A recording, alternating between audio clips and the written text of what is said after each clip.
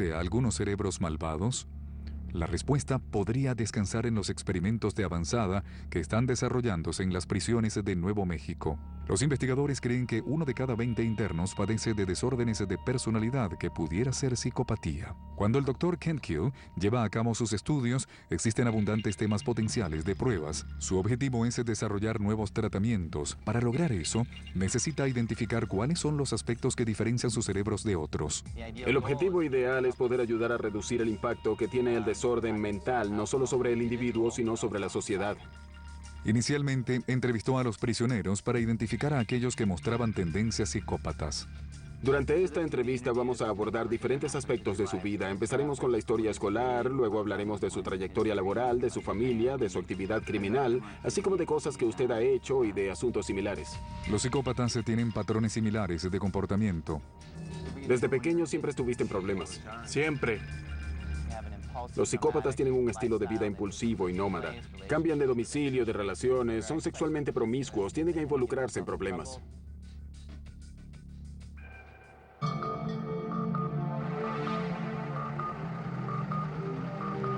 A los prisioneros diagnosticados como psicópatas por el Dr. Ken Kill se les practica escaneos del cerebro. En la primera prueba, este investigador quiere ver cómo estos prisioneros reaccionan al cometer errores.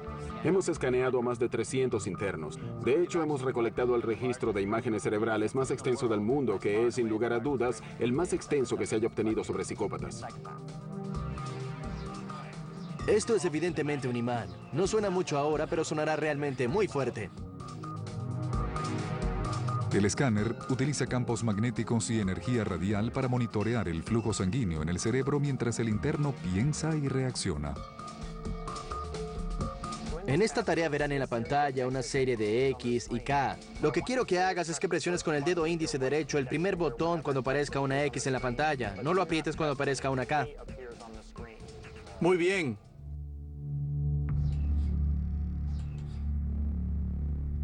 Las dos letras pasan tan rápidamente que el reto es casi imposible superarlo para cualquier persona. Es muy difícil. La gente se equivoca mucho, aprietan el botón cuando no deben hacerlo. Queremos saber cómo sus cerebros aprenden a distinguir los errores y cómo se recuperan de esas equivocaciones.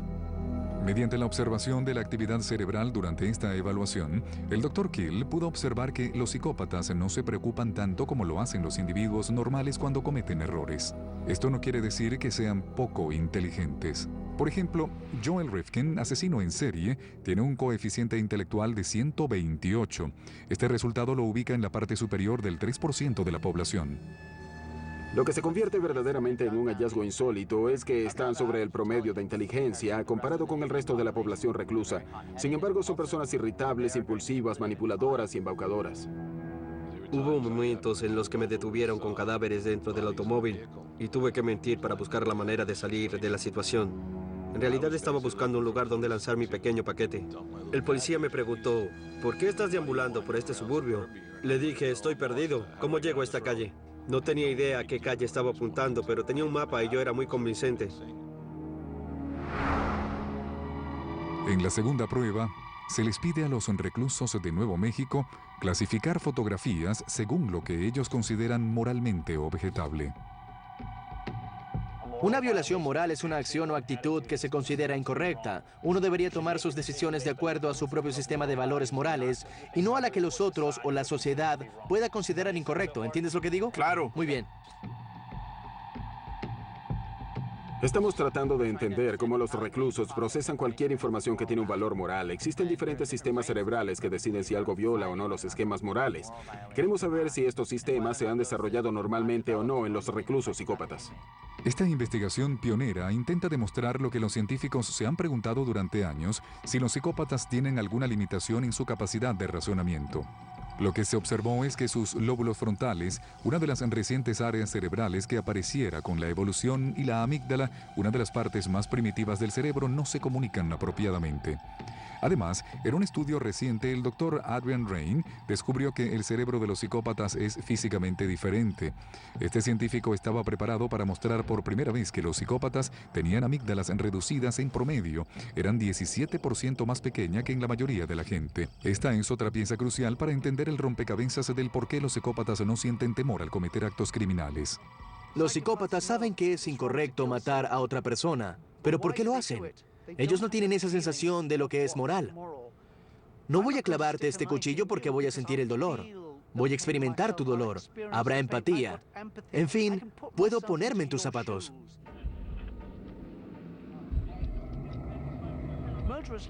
Los psicópatas como Joel Rifkin no pueden hacer esto. Él mató a todas esas prostitutas porque no le importó saber que debieron sentir al ser estranguladas.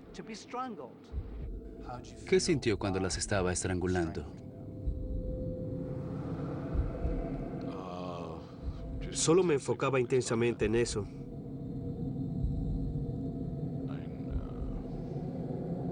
No pensaba en nada más. Rifkin cometió una gran cantidad de crímenes. No cabía duda que tarde o temprano lo atraparían. ¿Y qué pasa con todos los demás psicópatas? Este es uno entre 100. ¿Por qué no terminan en prisión? La investigación del Dr. Rain identificó la diferencia en los cerebros de los psicópatas de cuello blanco, esos a los que no les importa nada estafar a la gente quitándole los ahorros de toda la vida. Es cierto, ellos tienen una amígdala de menor tamaño, pero parece que la comunicación entre esta y los lóbulos frontales es normal. Tienen menor capacidad para crear empatía con los demás, pero cuentan con un poder cerebral que les permite ser buenos mentirosos y estafadores. Los psicópatas exitosos mostraban muy buenos desempeños ejecutivos, capacidades para la planificación, facultades para regular y controlar, tienen buena conciencia de sí mismos y reaccionan bien ante el estrés. Sinceramente, es necesario tener estas cualidades ejecutivas para poder timar y manipular exitosamente a los demás. Dado que los científicos ahora están seguros de que los psicópatas tienen daños cerebrales, ¿se impone la interrogante acerca de cuándo surgen estos daños? Creemos firmemente que la sensación del bien y del mal está conectada al cerebro, que determinará si algo es más o menos moral, dependiendo de los antecedentes neurobiológicos y genéticos que se tengan. Es decir, dependerá de nuestros genes y de cómo nuestro cerebro se desarrolló dentro de la matriz, aunque de acuerdo al Dr. Rain, esto solo refleja la mitad de la historia. Por supuesto, no puede descartarse el ambiente. Es el 50% de la ecuación. Es como tener dos lados de una moneda. Son ambas importantes, la genética y el ambiente. Encontrar la ubicación del bien y el mal dentro del cerebro ha sido un reto para los científicos. Sin embargo, hay un misterio aún mayor que espera ser descubierto: la memoria. Gracias a la memoria, el cerebro viaja constantemente en el tiempo, trayendo momentos del pasado al presente. Esta capacidad es fundamental en la existencia del ser humano. La razón por la que tenemos memoria es para tomar mejores decisiones la siguiente vez. Por eso todos nuestros pensamientos y planificación del futuro vienen dados por la memoria. Aunque el funcionamiento de un órgano como el corazón es bien conocido, los científicos todavía están tratando de descifrar dónde se ubica la memoria dentro del cerebro. Hace 80 años se produjo un gran avance. En 1920, un neurocientífico llamado Carl Lashley le enseñó a unas ratas a salir de un laberinto. Luego afectó selectivamente partes de sus cerebros para ver dónde se localizaba el recuerdo de cómo salir del laberinto. Lo que encontró fue que los recuerdos no se circunscriben en un área específica. Es un sistema interconectado y extremadamente complejo. El sistema es verdaderamente complicado. De hecho, ni siquiera las supercomputadoras se acercan a la capacidad de almacenamiento del cerebro, que según especulaciones de los científicos puede almacenar 10 millones de bytes de memoria. El cerebro es el mecanismo más complicado que existe en el universo. Posee 10.000 millones de células solo en la corteza cerebral, que es la parte más externa. En una minúscula parte de la corteza del tamaño de 1 milímetro cúbico existen más conexiones que estrellas en la Vía Láctea. Todas estas conexiones hacen que el cerebro sea capaz de almacenar y recuperar inmensas cantidades de información de manera extraordinaria. Quizás no exista nada más asombroso e impresionante que la memoria fotográfica o la mnemotecnia. A medida que tratamos de entender la visión y la memoria en el campo de la neurociencia, nos fascinamos con las personas mnemotécnicas. Tienen una memoria incalculable, pueden recordar todo lo que entra en su cerebro. El artista inglés Stephen Wilshire posee esta extraordinaria habilidad. Es capaz de recordar complicadas vistas de grandes ciudades y luego reproducirlas con detalles asombrosos. Para su más reciente dibujo, subió a lo más alto del puente de la torre para tener una vista panorámica de Londres. Necesitó solo unos pocos minutos en el lugar, pues afirma que su memoria visual de la escena no se desvanece. Solo estoy viendo los edificios y rascacielos. Me gusta apreciarlo durante 20 minutos para luego reproducirlo de memoria. Para comprender las asombrosas destrezas que tiene Steven Wilshire, ayudaría a entender cómo funciona su visión. La visión es procesada en la parte trasera del cerebro, en los lóbulos occipitales o en la corteza visual. Dos ojos nos proveen un campo visual de aproximadamente 200 grados. Pueden detectar 2.300.000 sombras diferentes de colores. Los expertos estiman que los ojos envían al cerebro 72 gigabytes de información cada segundo. Esto es similar a 18.000 canciones en un iPod. De vuelta en su galería, Steven comienza a dibujar lo que vio. Utiliza diferentes áreas de su cerebro. Los lóbulos parietales de Steven están trabajando específicamente para controlar la planificación espacial y la coordinación de ojos y manos. Al cotejar su dibujo con la vista de la ciudad, revela lo increíblemente exacto que es. En poco más de una hora reprodujo la ciudad de Londres. Esta obra se venderá por $4.000. El talento de Steven es casi sobrehumano. Sin embargo, estas destrezas tuvieron su precio. Es un autista erudito, lo que significa que su cerebro se desarrolló de forma diferente. La mayoría de nosotros no tenemos esas habilidades que él posee porque nuestros cerebros están realizando otras 57 actividades. Estamos pensando en nuestras carreras, hipotecas, nuestros futuros y en lo que compraremos en el supermercado más tarde, entre otras cosas. Como consecuencia, el patrimonio neuronal debe repartirse entre varias y diversas tareas. El cerebro de un sabio en especial se consagra a una sola actividad, por ejemplo, resolver el cubo de Rubik o tocar piano. Por eso estas personas tienen deficiencias en otros aspectos de la vida, como su capacidad para socializar. Genios como Leonardo da Vinci, Mozart y Monet gozaban de increíbles memorias. Se especula que ellos también pudieron haber sido autistas. Mientras algunos cerebros pueden recordar prácticamente todo lo que ven, otros cerebros apenas pueden recordar. Por el amor de Dios, utiliza tu inteligencia. Bienvenidos a la vida de Clive Weirin, un hombre que padece la peor amnesia en el mundo. ¿Qué hacíamos antes de sentarnos en este banco? No recuerdo. Hola. Aunque Clive Weirin ha visto a su esposa Deborah muchas veces el día de hoy, cada vez que la ve es como si fuera la primera vez. Clive tiene el peor caso de amnesia del mundo. Su memoria retentiva es a lo sumo de 30 segundos. ¿Qué estábamos haciendo antes de sentarnos aquí? No tengo idea. ¿Sabes qué casa es esa? No, ¿La habías visto antes? no. Él me dijo que es como el momento después de despertarse, como ese momento antes de levantarse, cuando todavía uno no se ha dado cuenta de dónde está. ¿Qué es lo que sabes? Nada de nada. ¿Nada? No. Nunca he pensado en nada ni soñado. De día o de noche. ¿De día o igual. de noche es igual? Sí. No pienso en nada, nunca. Clive fue director y musicólogo británico aclamado hasta que una infección viral le provocó una encefalitis. Cuando la inflamación disminuyó, descubrieron que su cerebro había sufrido daños graves. Ahora solo tiene memoria a muy corto plazo. Clive no recuerda nada de lo que le pasó desde que se lo llevó la ambulancia en marzo del 85. Y su memoria episódica es tan vaga que es como si no tuviera. ¿Quién es este? No me acuerdo. Míralo, es él.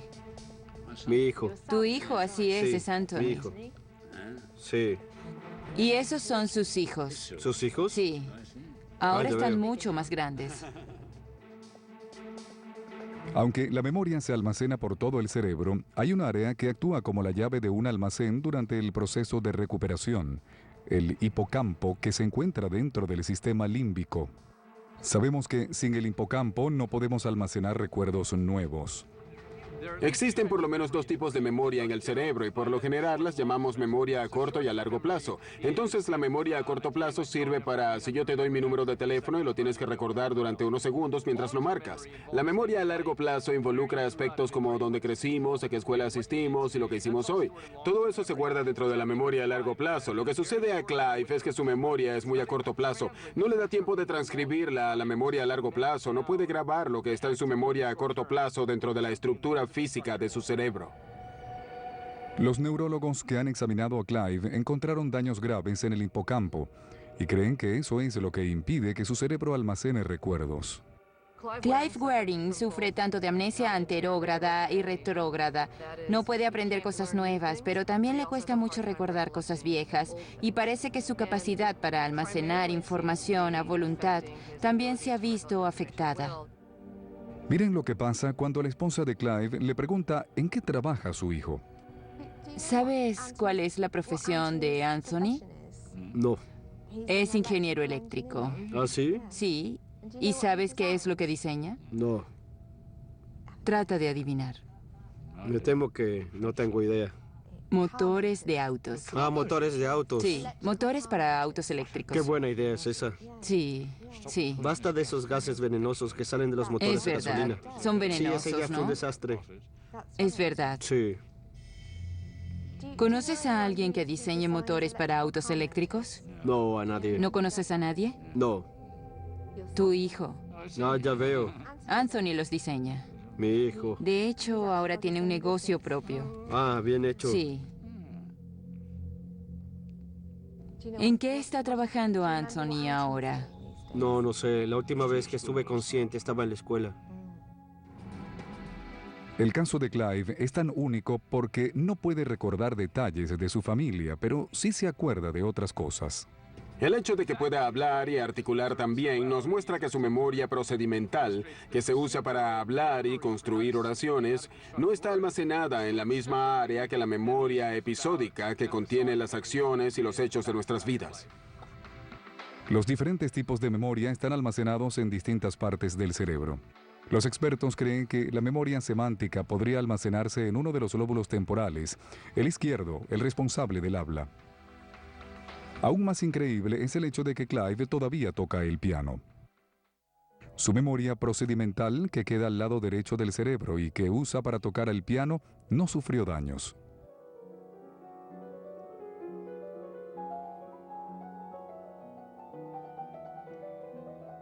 Cuando Clive toca piano, lo hace continuamente, como si tomara un impulso que lo llevara a través del tiempo.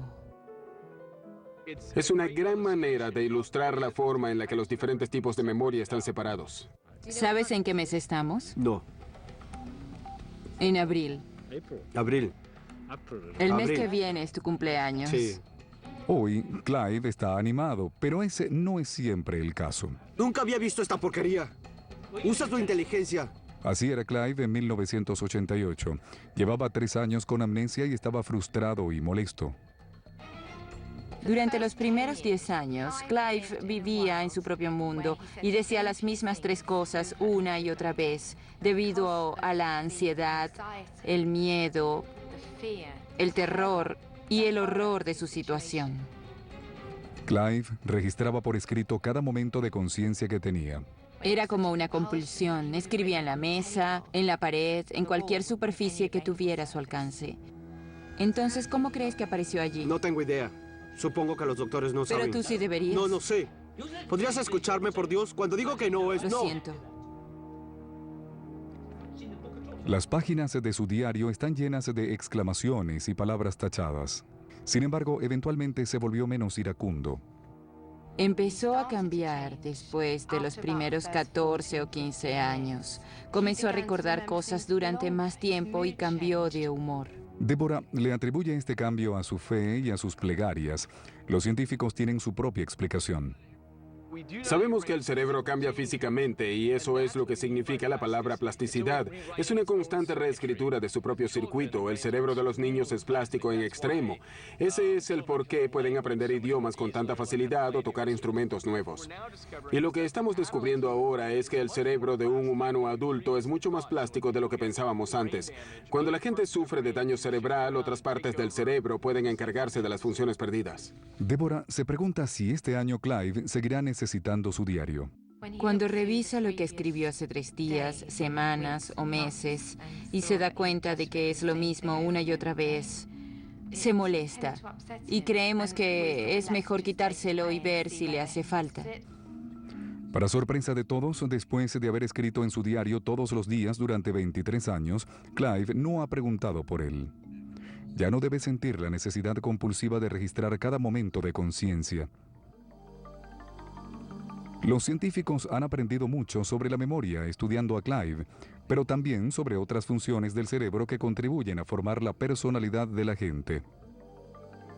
Se dice que la memoria es lo que hace lo que somos. Y Dios, si me habré dado cuenta de lo errado que es eso.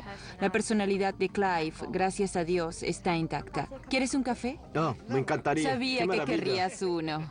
Es divertido y también muy compasivo. Habrán camino al cielo en la tierra. Él no sabe quién es, pero él es quien es. No ha cambiado. Es puro Clive.